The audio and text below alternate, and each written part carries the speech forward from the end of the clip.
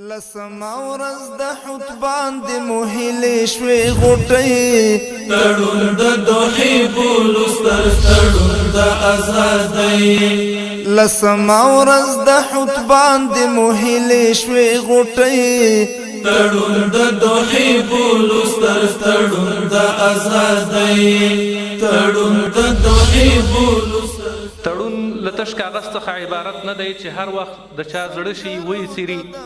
بلکې دا د زیدخله جهتونو له لوري یوه ژمنه وي چې پوره کول یې او ورباندې وفا کول لازم دي. د افغانستان د اسلامي امارت د مرستیال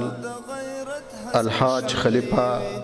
سراج الدین حقانی حفظه الله تعالی پیغام.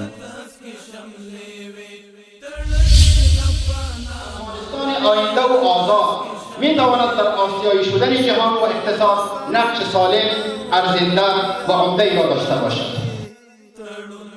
که د دې تړون له ټولو ګټو لاسته راوړنو تیر شو او په بشپړ تنفیذ سره یوازې د اشغال پای او خاتمه په ګوته کړو، هغه لاسته راوړنه ده چې د افغانستان په تیر تاریخ او راوروسته کې به یې بېلګه او مثیل ترلاسه نه شي.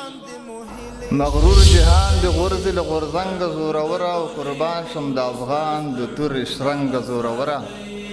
تړون د دوحې بولوس تر تړون د ازادۍ